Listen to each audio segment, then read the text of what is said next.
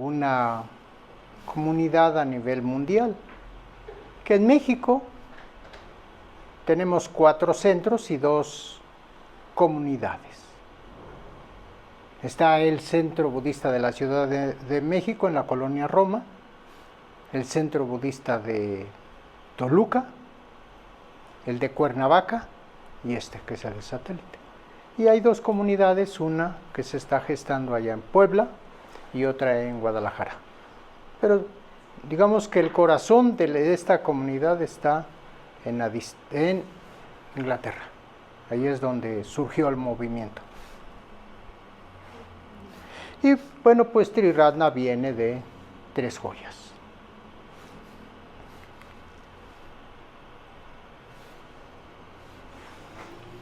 Pues el tema de hoy es, ¿qué es el budismo? Eso es lo que vamos a tratar de explicar, qué es el budismo. Cuando ustedes escuchan budismo, ¿qué les viene a la mente? Meditar, paz. ¿Allá? Un gordito sentado. Amor. Empatía. Empatía. Ok. Pues aquí tenemos una imagen de el Buda Siddhartha, bueno, Shakyamuni, porque antes de ser Buda era Siddhartha Gautama, y después de que se iluminó, pues ya dejó de ser Siddhartha Gautama y ahora es el Buda Shakyamuni, el Buda de esta era histórica. Y nada más para aclarar, el Buda gordito ni era Buda, era un monje chino, Budai. Entonces dicen que es el Buda de la abundancia, ¿sí? Sóbele la panza al Buda. Pero ese no es el mismo, aunque era budista también, ¿sí? Y era muy, muy querido por digamos, las personas cuando él se acercaba ahí a los poblados. Y quise empezar con esta terminación que es el ismo, ¿sí? Cristianismo, islamismo, judaísmo. Entonces, pues ese ismo hace referencia a un marco para interpretar el mundo, pero que a su vez reduce la realidad. Tiene sus ventajas y sus desventajas. Si yo me caso con ese ismo, el que sea, podría correr el riesgo de que yo crea que soy eso. Ya no nada más que piense que esa es una postura que tengo, sino ahora yo soy eso. Y en el budismo eso sería pues un punto de vista erróneo. También ese ismo genera dualidad, genera polarización. Y podríamos ver que de por sí en este mundo siempre existen las dualidades, alto, bajo, noche, día, pues materialismo, espiritualismo, no sé cuál se les ocurre. Capitalismo y socialismo o comunismo. Bueno, malinchismo, pues prioriza ciertos valores y excluye otros. Son puntos de vista. Si usamos bien ese término, bueno, pues nos orienta hacia dónde. Pero si lo usamos mal, la verdad es que encierra o nos concentra en un solo aspecto de la realidad.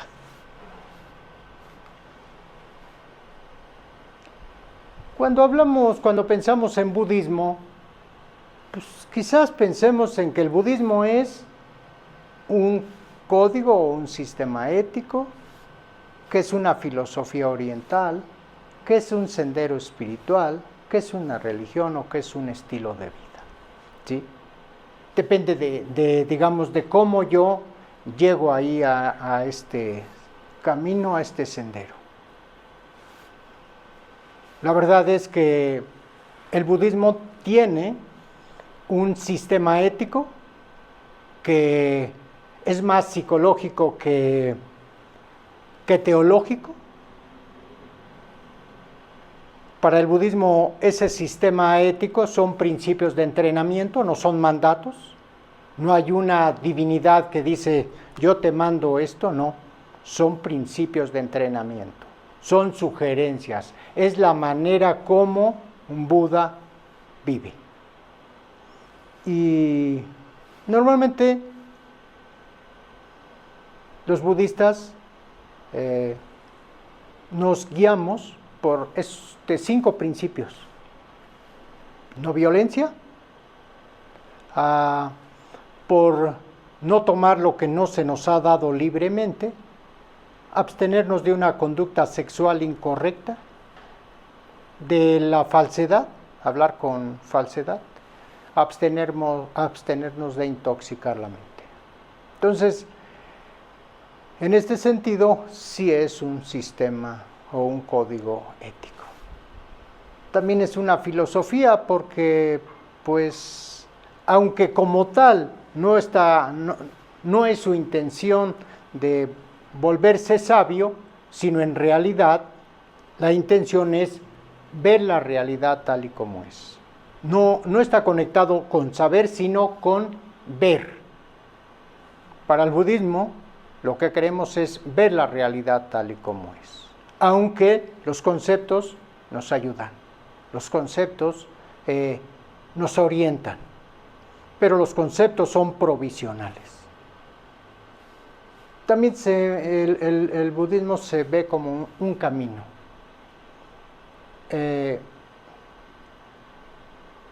Uno va caminando en este budismo, en este sendero, en este camino. No es algo estático, es algo en movimiento.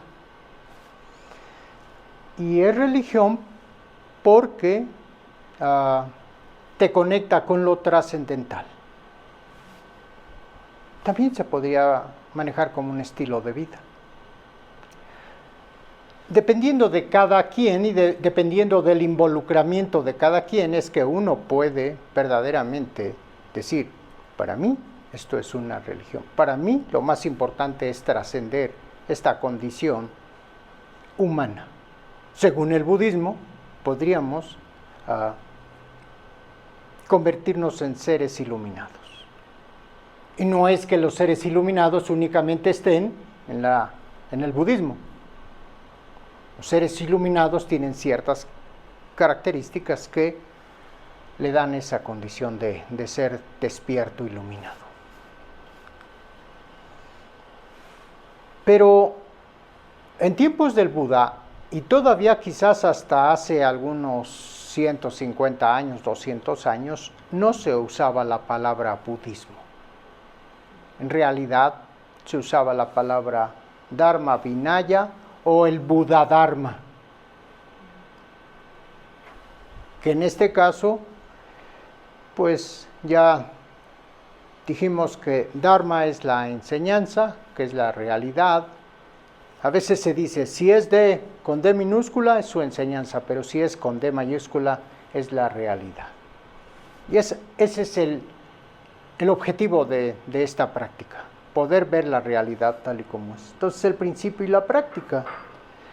Y en esta ocasión hay muchas maneras en las cuales uno puede conectarse con esto que significa budismo, o el Buda Dharma o el Dharma Vinaya. Pero aquí quise enfocarme nada más en 3, digamos, maneras. Una, en la que dice el Buda que el Dharma es como un gran océano. Imaginemos las veces que vamos a la playa, las veces que estamos en el océano, quizás en algún transatlántico, en algún viaje en barco, y podemos ver la inmensidad del océano, del mar. Entonces, el Buda, aunque se dice que no conoció el mar, pero hizo esta analogía entre el océano y el Dharma.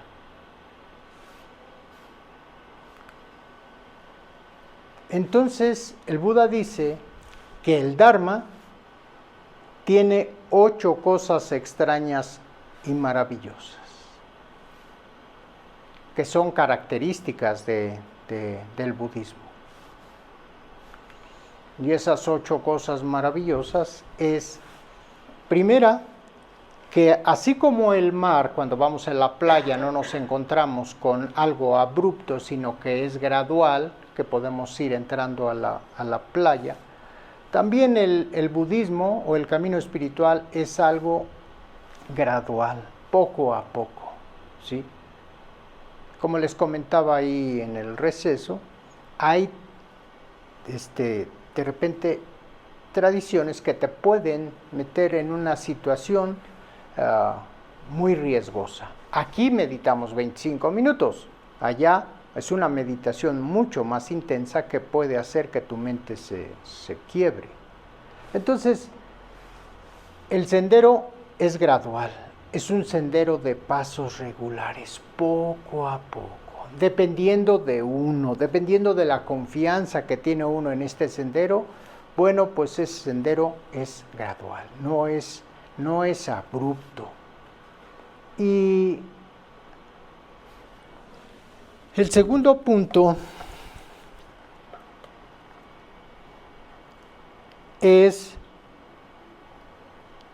dice que el poderoso océano es de naturaleza estable, nunca rebasa sus propios límites. Los discípulos del Buda no van más allá, aunque sea por su propia vida, del adiestramiento que él ha compartido con ellos.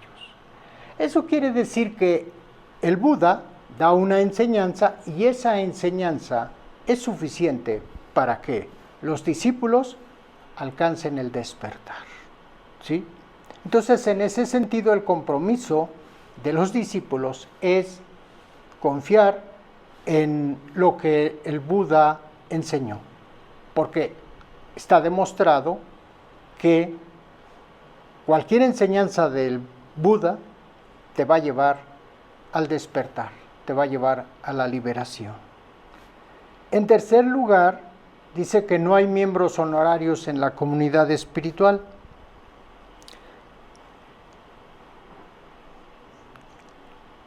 A pesar de que, dice, de la misma manera, la Sangha o comunidad espiritual de los discípulos del Buda rechaza a aquel que no está siguiendo la vida espiritual y que de forma externa superficial profesa seguirla. De hecho, nuestro maestro enfatiza que no puede haber budistas de nacimiento, sino que uno se hace budista por el compromiso que uno tiene con el camino, con el sendero, con la enseñanza, ¿sí? Las personas que muchas veces nacen en países budistas, si no practican, aunque se digan budistas, no lo son. De la misma manera que yo o que nosotros nacimos en un país católico y que me digo que soy católico, cristiano, si no practico, no lo soy.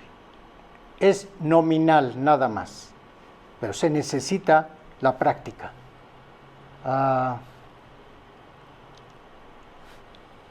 La cuarta es que pues todos los integrantes de este camino van formando una comunidad espiritual. Y aquí dice que así como los grandes ríos todos desembocan en el mar, pensemos en el Sena, pensemos en el Ganges, de igual manera todos los practicantes, cuando llegan al final de su camino, van a encontrar como fin, como meta última, el nirvana, la iluminación, ¿sí? Y en ese sentido es que forman la comunidad espiritual. El quinto es: con el agua de cualquier riachuelo que llega al océano, con la lluvia que cae del cielo, el poderoso océano ni crece ni disminuye. De igual manera es el nirvana. No es que, aunque dice muchos discípulos penetren en esa condición del nirvana que no deja nada atrás, ese nirvana tampoco disminuye o aumenta. El sexto es: el poderoso océano tiene un solo sabor, el sabor de la sal. Y ahí el Buda dice que así como el océano tiene un solo sabor, el sabor de la sal, mi enseñanza tiene un solo sabor, que es el sabor de la libertad. Lo cual quiere decir que si yo sigo este sendero y no encuentro libertad, no experimento libertad, no experimento tranquilidad, no la puedo considerar como la enseñanza del Buda. Entonces, ese sabor que debo de experimentar es mayor libertad, no menos.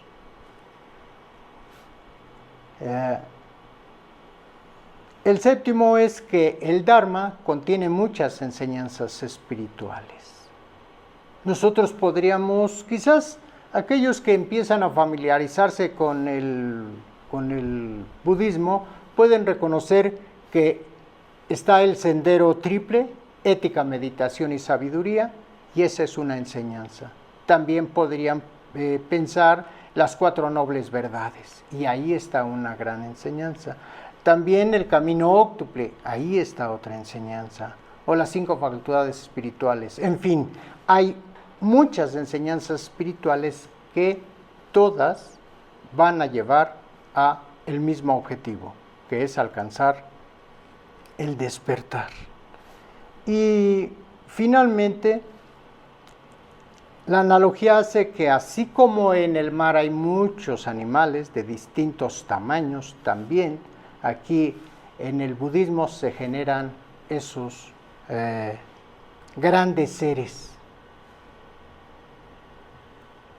Habla de los Arahant, habla de los bodhisattvas, de los devas, dakas y dakinis, dharmapalas.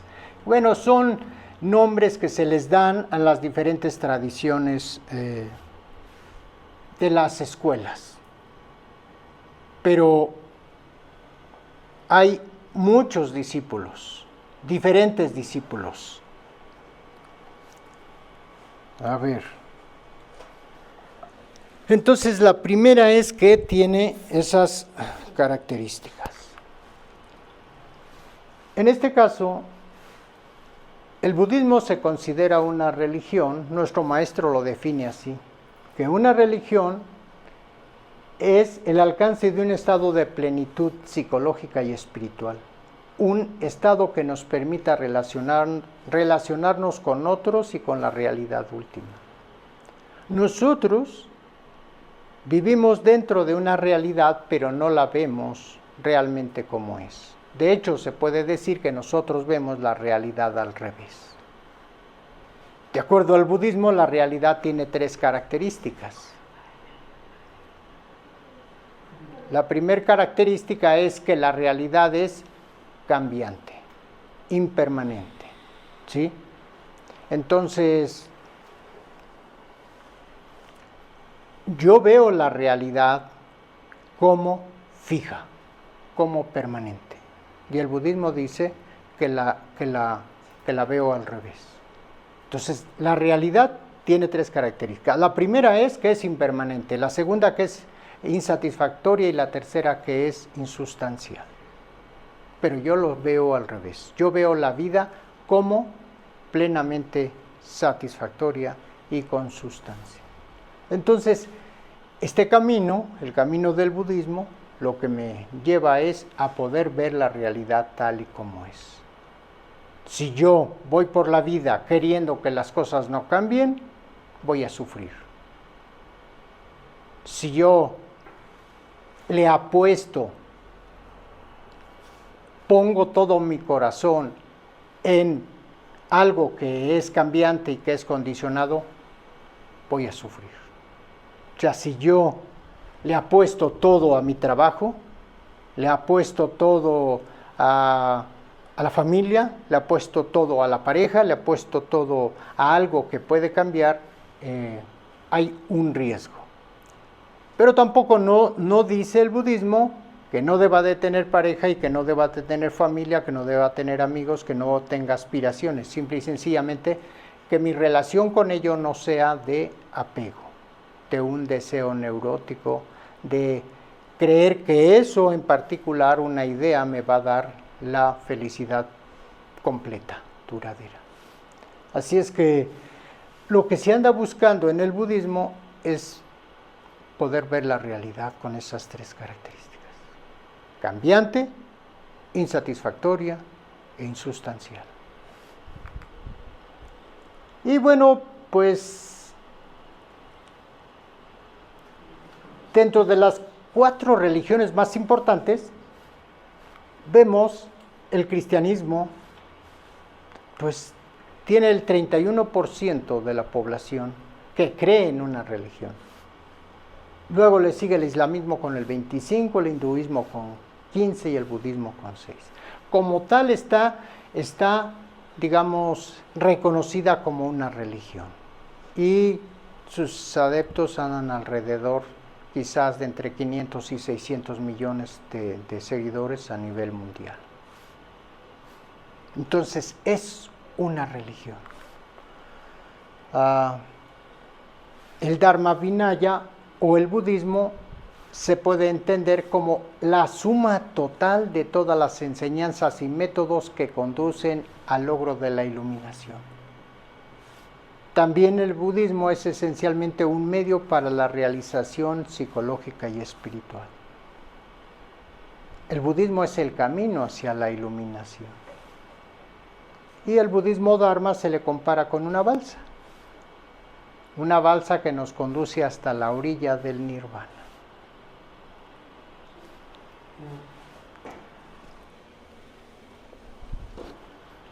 ¿Cómo vamos hasta aquí?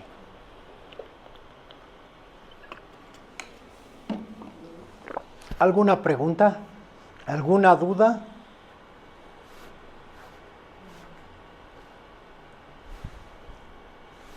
En el caso de esta otra imagen, el Dharma como una balsa.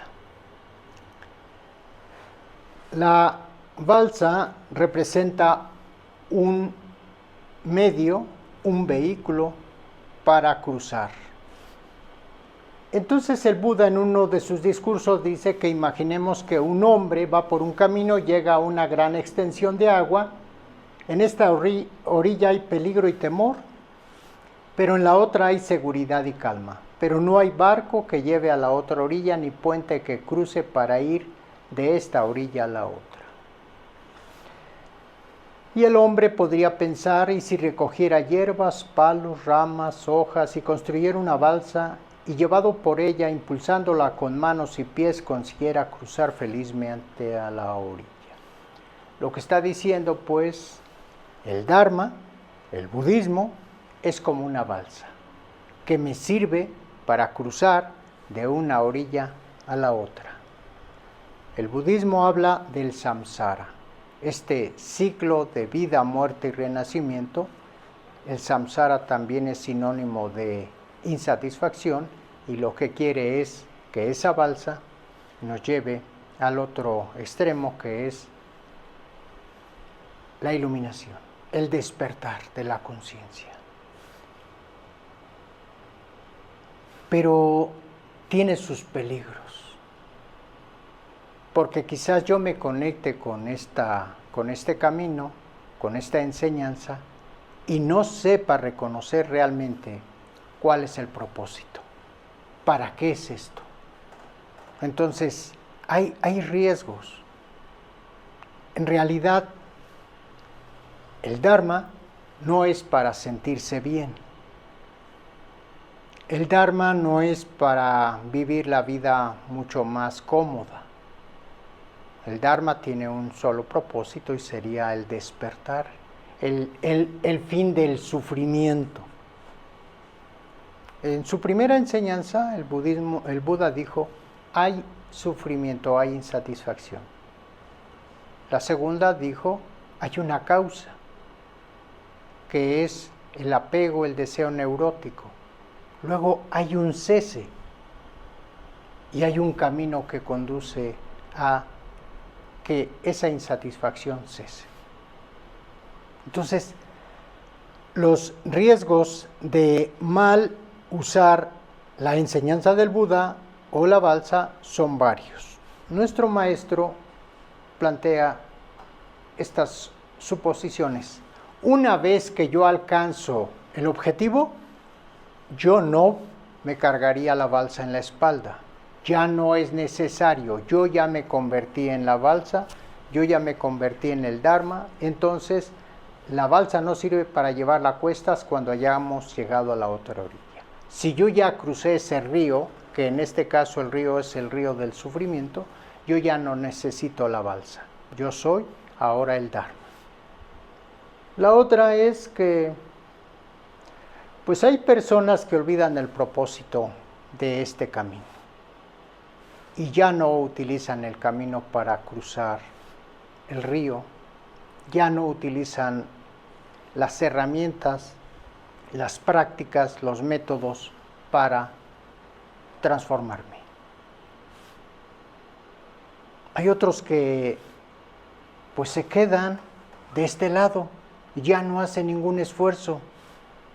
En este caso se transforma en algo que me da identidad. Yo soy budista, pero no practico, no medito, no reflexiono. Y entonces en ese sentido ya se vuelve en algo que me da a mí identidad. Yo me identifico con el budismo, pero no lo practico. Entonces se dice que a esa balsa le echan amarras firmemente en esta orilla, pero ya no se mueve. Recordar pues que esa imagen es: yo construí la balsa para cruzar de esta orilla y desplazarme hacia la otra, desde el sufrimiento hasta la liberación o el cese del sufrimiento. También hay otros que se quedan contemplando de un lado la balsa y pues que la alaban pero no practican, no hacen ningún esfuerzo. O también quien duda de la misma balsa, la critican, no está bien hecha, hubiera sido hecha de esta manera, con más travesaños, con otro tipo de madera, y entonces ahí está. Y finalmente los que afirman haber heredado la balsa, que son los que consideran que ese camino es una herencia, es su propiedad de toda la vida, y eso también es un gran riesgo. Uno no nace budista, uno se hace budista. Uno reconoce que surge una fe, una confianza en este camino y lo sigue. Es algo que se siente, es algo que está en nuestro corazón, en nuestra mente y en nuestro cuerpo. Y finalmente está esta enseñanza que se dice que su madre iba con un maestro y le decían una cosa, iba con otro y le decían otra. Y ella, directamente, que era la madre adoptiva del Buda, le dijo: ¿qué es el Dharma? Y el Buda le dio esta enseñanza muy práctica. de cualquier doctrina de la que puedas afirmar con seguridad que conduce a ciertos estados mentales y emocionales, puedes con toda certeza decir que es el Dharma. ¿Sí? Cualquier práctica, cualquier enseñanza que te conduzca al sosiego es el Dharma. Si te conduce a la libertad, se llama Dharma. Si te conduce a llevar una vida sencilla, también. A la simplicidad, al contento, a la soledad, a la energía, a la bondad. Es decir, nosotros podríamos reconocer de manera práctica si lo que estamos practicando, si lo que estamos estudiando nos lleva a estos estados del lado izquierdo, entonces eso se llama Dharma. Pero cuando yo lo que practico me lleva a la pasión, a la esclavitud, al incremento de beneficios en un mundo ordinario, a la avidez, al descontento, a la dependencia, a la pereza, al deleite, en la maldad, eso no es el Dharma. ¿Sí? Entonces, es una manera muy práctica, sencilla, de saber si cualquier actividad que yo estoy realizando es considerado el Dharma o no. Y pues eso es lo que quería compartirles con ustedes. No sé si hay alguna pregunta. Budismo y Dharma son sinónimos. Dharma es la enseñanza del Buda, que tiene un propósito y es alcanzar la liberación, el despertar. Pero, ¿quién despierta? La conciencia. ¿Sí?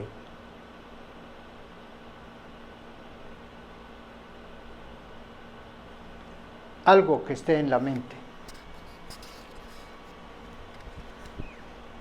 Y para esta comunidad budista, ¿cómo la consideran? ¿Como una religión? ¿Como una filosofía para el grupo al que estoy asistiendo? Digamos que para fines prácticos es una religión, pero no nos casamos con eso. En realidad no enfatizamos que es una religión. Lo que más enfatizamos es que es un camino de transformación.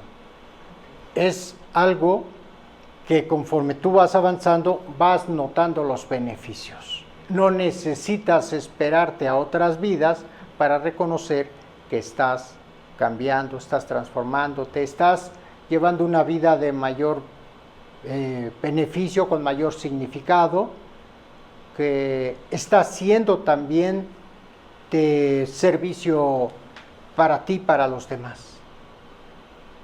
O sea, vamos cambiando nuestra visión de la vida.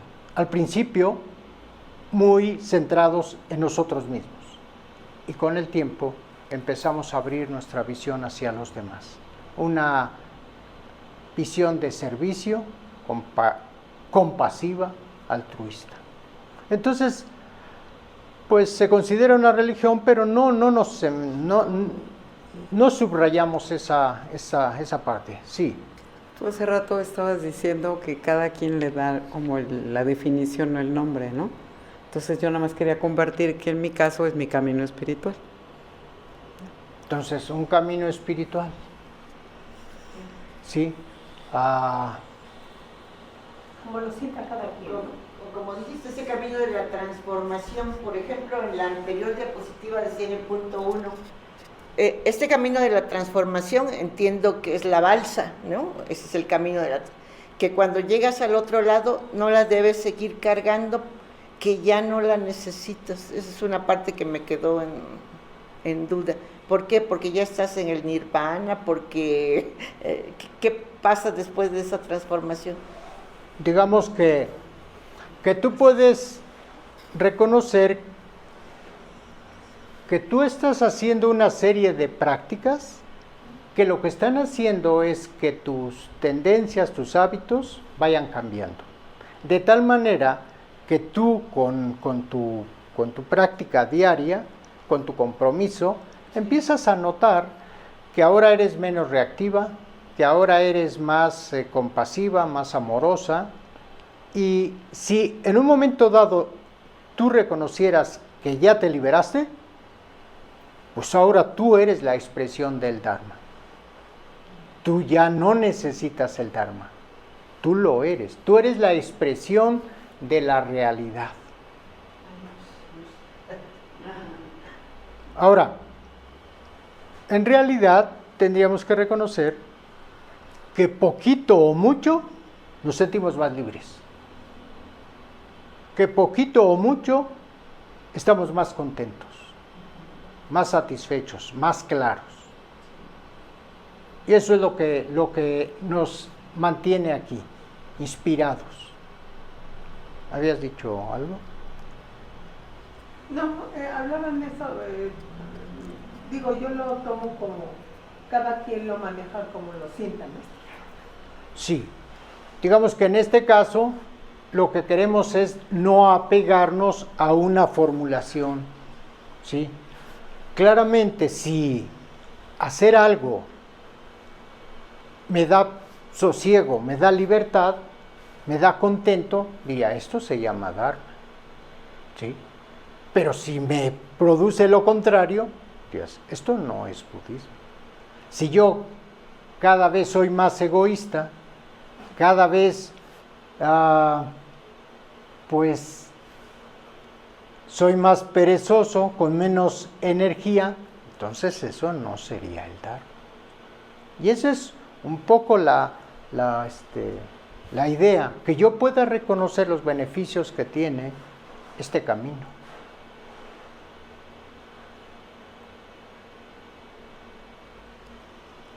Nuestro maestro lo pone así, es el camino de la visión y de la transformación. En algún momento de la vida tenemos un atisbo, tenemos una percatación que puede surgir por algo en particular y me da confianza de seguir el sendero. Entonces tengo la visión, la mente se redirige hacia ese sendero y empieza a caminar. Y luego viene el sendero de la transformación, que sería, pues, cambiar mi manera de pensar, de hablar, de actuar, la manera como me gano la vida, en fin. Y ese es el sendero de la transformación. O simple y sencillamente, 3 aspectos, no me la complico: ética, meditación y sabiduría. Nada más. Yo medito diario, estoy consciente de mis acciones, o sea, tengo conciencia de esos principios éticos y reflexiono en la enseñanza del Buda. Entonces, esos 3 aspectos están ahí, en mi vida, no más. Y eso ya es caminar en el Dharma. Y todavía el Dhammapada pone una descripción mucho más sencillita. Dejar de hacer el mal, aprender a hacer el bien y purificar el corazón. Y eso sería el Dharma. Ahora, luego lo podría reflexionar y decir, ¿en qué momento hago el mal? ¿En qué momento hago el bien? ¿En qué momento me siento pues más cerca del todo, del universo? Pues son preguntas que uno se hace y que no es algo esotérico, es algo que finalmente se va experimentando.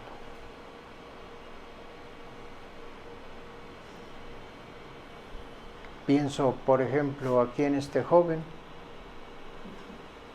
que ha experimentado desde el momento en el que entró aquí con los jóvenes,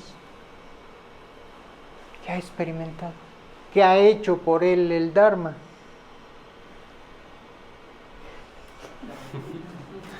Pues ha sido bastante agradable. Creo que en lo más que me ha beneficiado es como ser más consciente de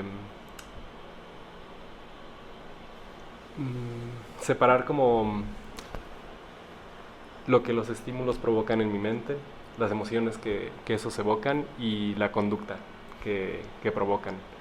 Y pues antes de conocer esto, pues vivía de forma como muy reactiva y a veces evitaba sentir emociones que consideraba malas y hacía cosas para distraerlo, para evitar sentirlas, y pues ahora creo que me he logrado estar más en paz como con esas emociones y pues permitirme experimentarlas y permitirme como entender qué fue lo que lo provocó y pues tomar una decisión como más fría o más con una mejor perspectiva para actuar de forma correcta. Gracias. Bueno, pues el solo hecho de ser conscientes de mis emociones y saber cómo me relaciono con ellas,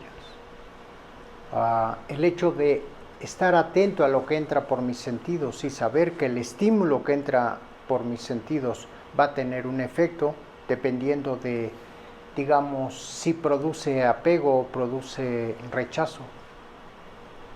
Ya tomar conciencia de eso ya es ir avanzando en este camino. ¿Cuál es tu nombre? Paola. Paola, ¿qué ha hecho por ti la meditación? Pues definitivamente poder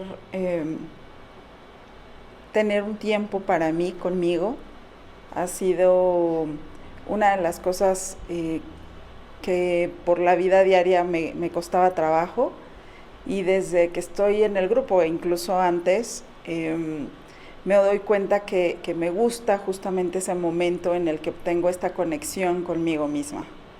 La realidad es que veo que me conecta mucho con mis emociones, me conecta también con mis sentimientos, pero también me permite identificar que no es o que no soy justo la situación que estoy viviendo en ese momento, y que tengo la posibilidad de decidir también hacia dónde quiero llevar mi camino.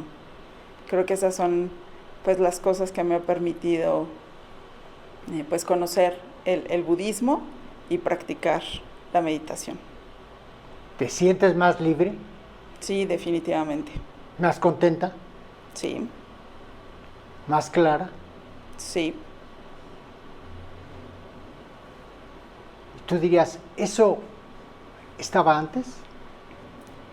Yo diría que, bueno, en mi caso he tenido un camino de querer acercarme, o que me encuentra, o que me acerco al tema espiritual desde hace ya mucho tiempo, pero siempre la meditación ha sido un constante.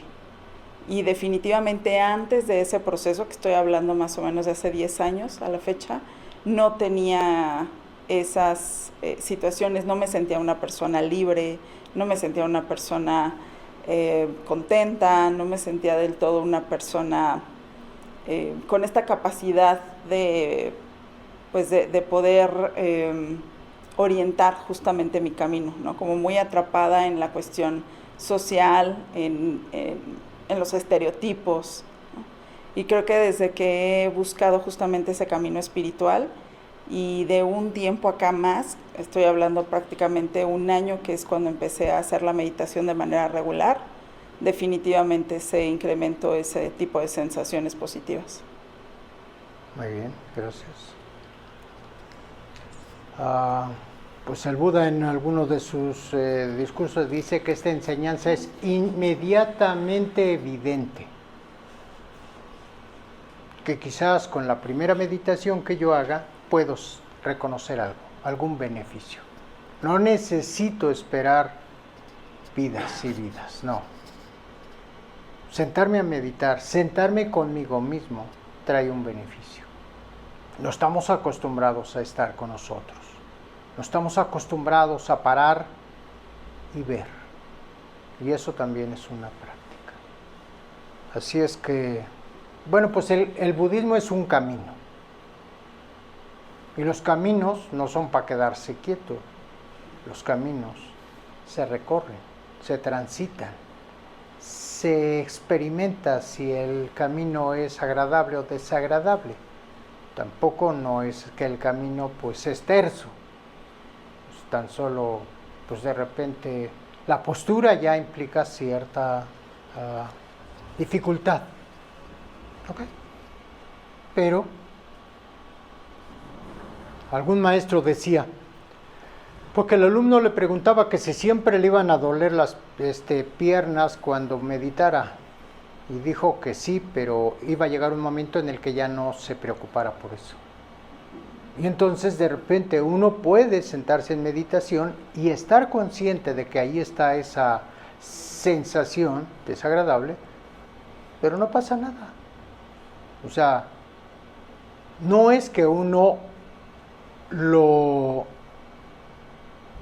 ¿cómo lo pongo?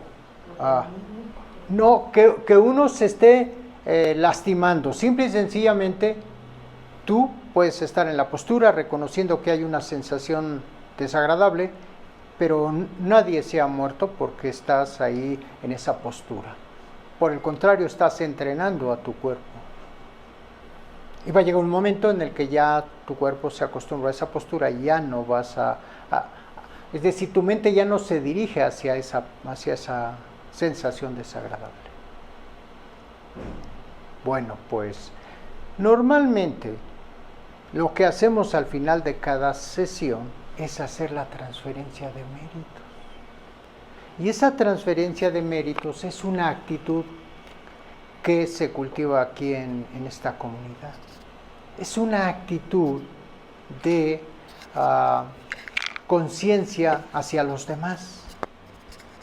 Así es que vamos a terminar esta sesión con la transferencia de méritos, ¿sí? Y bueno, pues lo hacemos en llamado y respuesta. Y ahí donde estamos,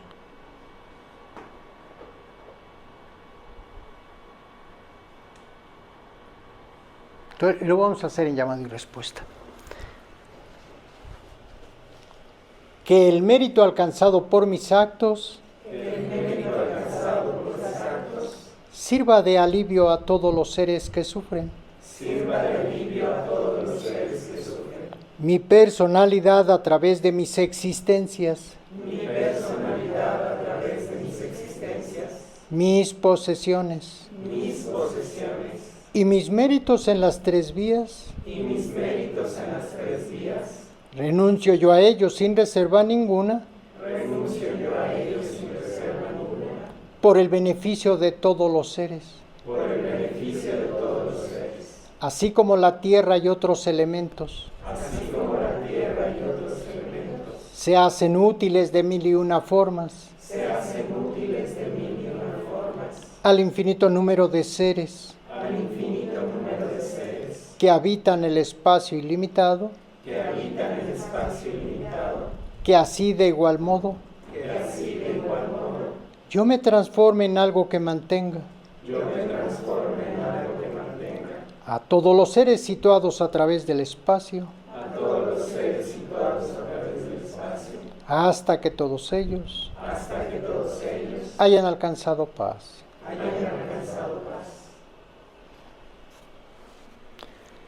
Muy bien, pues muchísimas gracias por estar presentes, por la confianza, por su energía y nos vemos en la próxima.